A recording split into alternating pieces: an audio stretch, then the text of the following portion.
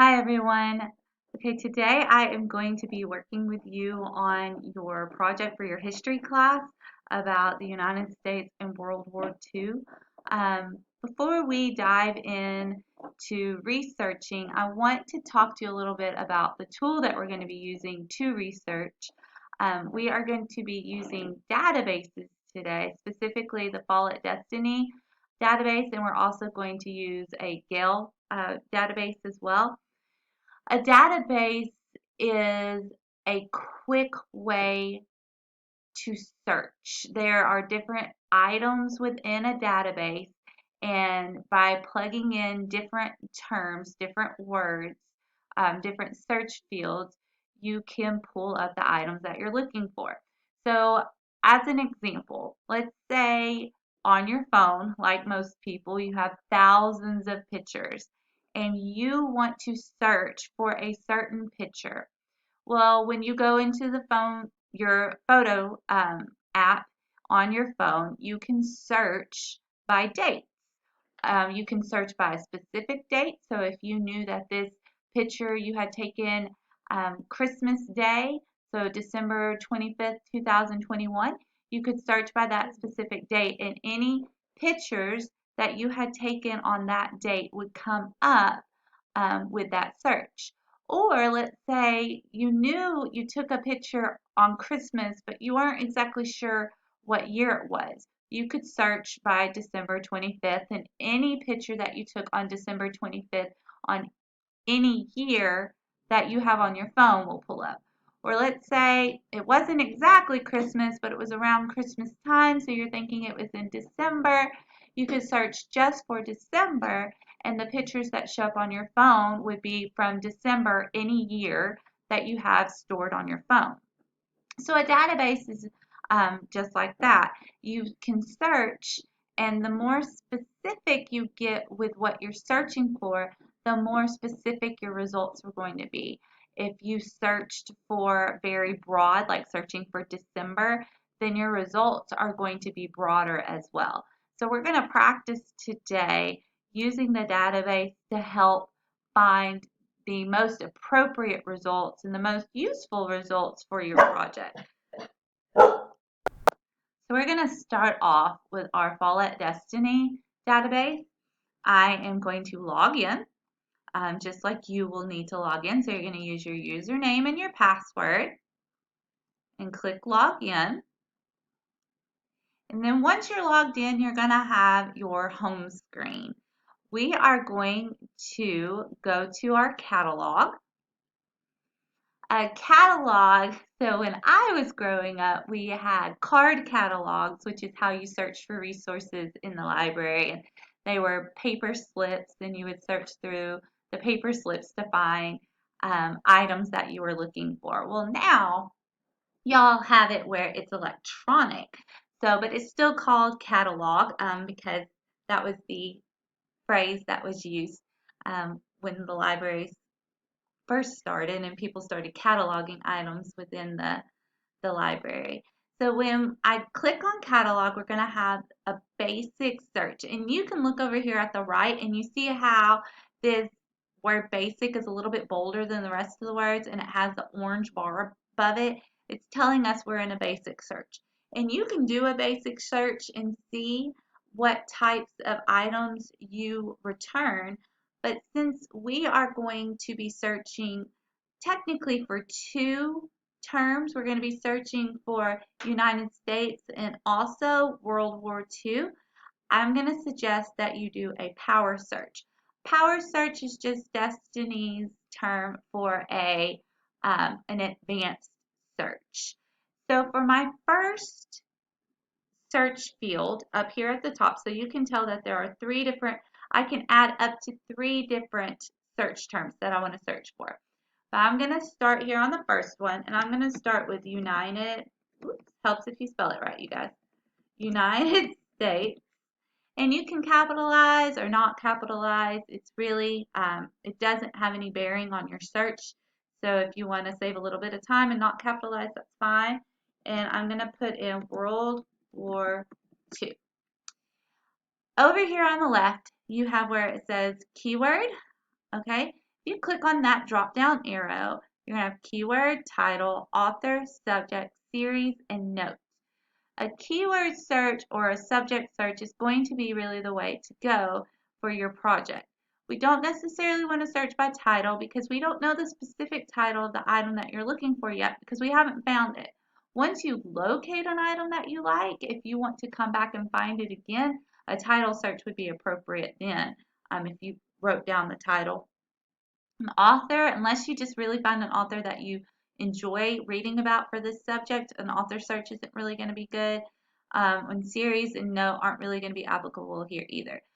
The difference between a keyword and a subject search is if I left it on a keyword search, it is going to search the record, all the records for all the items associated with our library. And if it finds the words United States in any of those records, it's going to populate that as a potential search result. Now, the problem with that is just because the words United States are listed on there doesn't mean it's going to be United States in World War II. It could be this item was made in the United States. It could be a note about how the author did research in the United States. So for our search, it's really going to be beneficial to go and make it a subject. So when you search by subject, the catalog listing for the items that pull up as our search results will have in their subject listing United States. The subject of the items that are going to return are going to be about the United States. It's not going to be like with a keyword search where it could have just been made in the United States.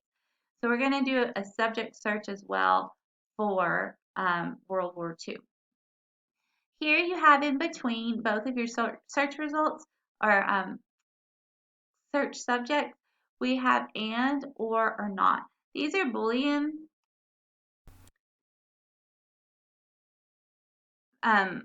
parameters. So you can change it to mean different things. So the and, or not all help strengthen your search or limit your search, whichever way you want to look at it.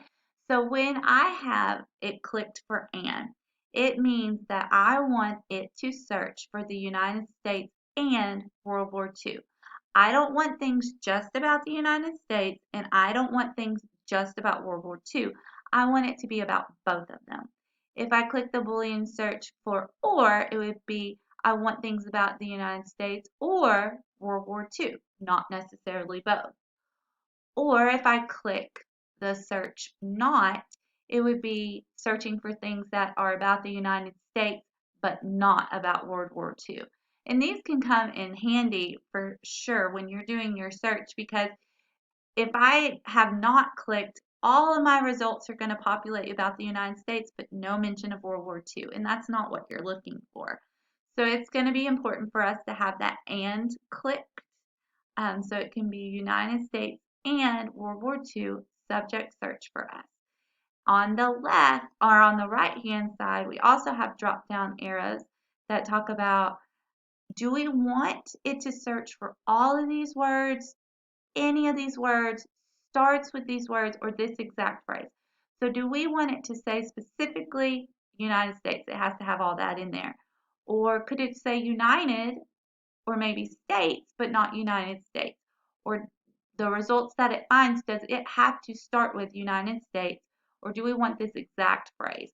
I'm going to put all of these words and then if after we're done, if you get confused and you're not quite sure what all of these search options meant, you can click on this little question mark and it pulls up a help screen and it just gives you some really good information about the Boolean operators and what it means and with some examples. So if you forgot what the and, or not stood for, you can click there and give it a quick read and it'll help you. So I'm going to go ahead and hit search. And it says, uh-oh, no matches found. Okay, So that's a little disheartening, right? When you look and you're like, man, I thought I really was going to find something. But that's okay. It just means we need to go back and we know how we typed our search wasn't successful. So I'm going to click on refine your search. Refine just means like to make a change to. So we go back and it's still saved all of our search criteria that we put. If I had clicked up at the top, it would take me back to the catalog, but I would have to type everything back over again. So I'm still going to leave it subject United States and subject, but instead of World War II, I'm going to change it to World War. Now this might make it a little bit trickier. We're going to have to be more vigilant in reviewing our sources when we are looking, but let's go ahead and search and see if this is successful in populating anything. And there we go. For whatever reason, that 2 is causing issues. So it could be because I have 2 capital I's to stand for the Roman numerals of 2. Could be that I need to physically type out TWO. It could be that I need to put a digit of 2 in there.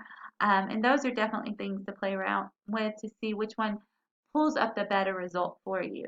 But when I come down and I look, it is going to give us different titles. Well, this is World War One. That's not what we're looking for.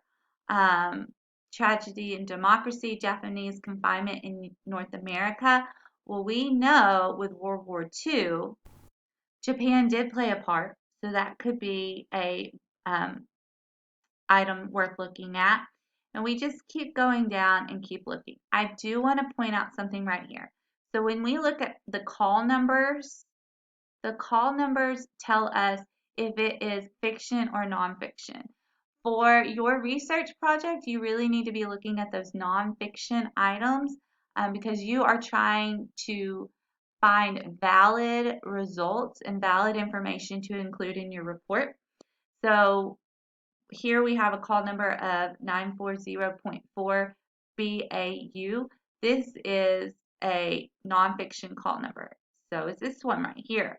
If I go down here though to EGOH, that would be a fiction call number. So we wouldn't use that. So you can also, once you're in here, you can sort by relevance. But if I wanted to sort by call number, title, author, date, type, status, or relevance, I could. Sorting by call number, so I put call number and I click go, will sort where you're separated between fiction and nonfiction. So all of my nonfiction are coming up to the top. Look, here we found New York Times Complete World War II coverage from battlefields to home front.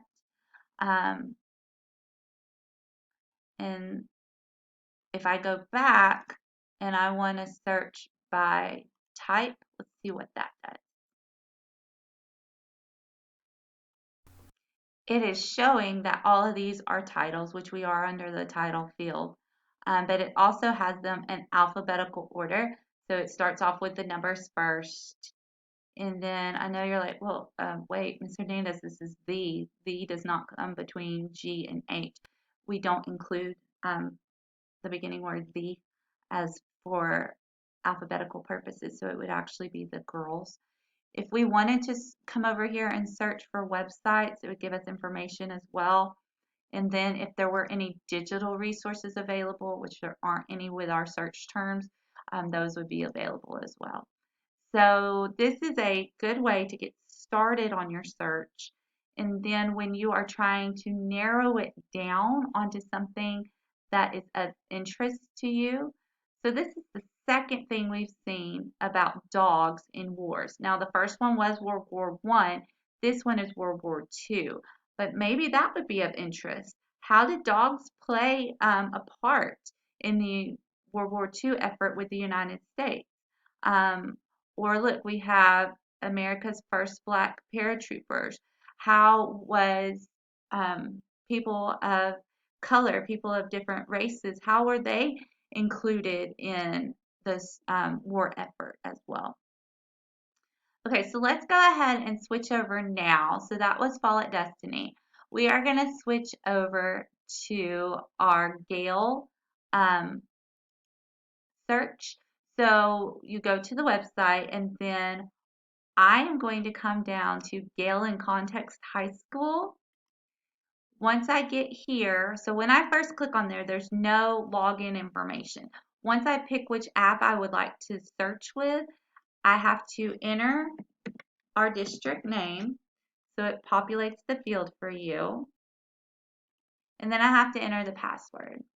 Well, we have that lovely list of all of our passwords. So I'm going to come over here, copy, come back, paste.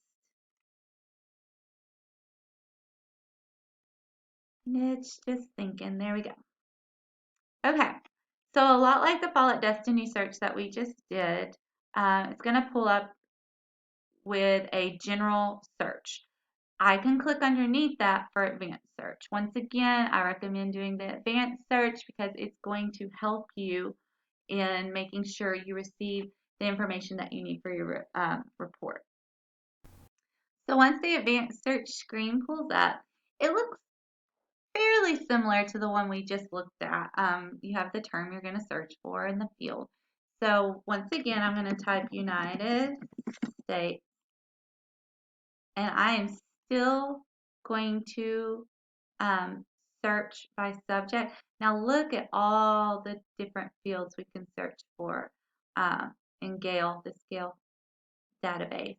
I'm still going to go for subject. And over here, it tells us a quick thing. It's saying find results that are tagged with this subject. If we left it as keyword, it would contain these terms in key fields, but it does not search the entire document. Well, we know we want to search for that specific subject. So I'm going to try again, World War II, and I'm going to switch it to subject. And we have our Boolean search over here, and, or not. I'm still going to leave it as and. And over here, we could add even more rows. So once you decide what your specific topic is going to be about, you can add in additional rows to really help narrow down your search. Now remember, the broader your search terms, the more results you're going to get. The narrower your search terms, the less your search results you're going to get. And then down here is some good additional information. I will leave you to look at that on your own if you were like, but it talks about the Boolean operators and or not, proximity on turning in or receiving search results, nesting, special characters. Y'all, did you know that there are certain ways to search? Like if you forgot how to spell a word, there are certain characters you can throw in that will search for that word, even if you're not quite sure how to spell it. So there's all sorts of different tips and tricks that you can learn down here. But in the interest of time, I'll just point out that they are here and y'all can search for them later. So we put in United States in subject and World War II subject. I'm going to hit search. And it looks a little bit different. Up here at the top, it tells us that we had 118 reference items that returned, 3 videos, and then you can see the rest. So if you are searching for images or something like that, you could be very specific on what you click on to show the result that you need. So when we come in, we have the reference. So it talks about World War II. And this was a more successful search than the Fall at Destiny one, with including the World War II in there. But like before, if we needed to take that World War II out and then just be careful at looking at our titles to make sure it was World War II and not World War I, then we would be able to do that there. Off to the side, there are some suggested topics as well. That might be a way to help you figure out how to narrow down your search on what your specific topic is going to be for your report. So same thing, you'll just search through. If I wanted to make sure that my information came from academically reviewed journals, I could click on that, and you would know these are validated resources. As opposed to if you just used Google. Google is awesome. Google links us to so much information. It's a great resource. But if you just use Google, are you just getting somebody's opinion out there on the web, or somebody out there who thinks they know a lot about the topic, but maybe they're a little bit misinformed? When you do a search like this, you can feel good. See, it's saying check, it's peer reviewed. This means that this is a valid resource. Or if you wanted to talk about the news, if you wanted to talk about, make your specific report subject to be about how the news played a role in World War II, or how it reported what was happening in World War II.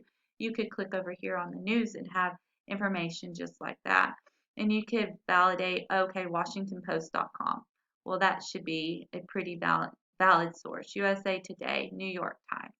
So the more you get in and you play with these different um, results, the different types, and then over on the right, you can also filter your results. So if you want to filter by publication date, title, content level, subjects, newspaper selections, a search within your search, Lexile measures, document type, you can do that. So those are the two specific databases that I wanted to talk to you about. And remember, a database is just really a fancy term for a place that holds information that you can search. So think of it like, once again, the photos on your phone. You can do a search within your photo app to pull up certain photos with certain dates. Or if you've tagged people in them, you put them in those little folders. You can search by different places. It just helps narrow down your search to bring back what you are actually looking for. So today, before you leave, I want you to go ahead and I want you to go into Gale, and I want you to go into Gale in Context and log in, and I want you to find and show me this first image that pops up whenever I am up at the top and we're talking about the all showing results for all content types. Here over to the right where it says images, I want you to find that and click on it and show me the 6 recipients of the Navy Cross photo. And that way I will have a pretty good idea that you know how to search within the Gale resource. And just remember, I'm always here for you. If you have any questions, feel free to email me or drop by the library, and I will be happy to help.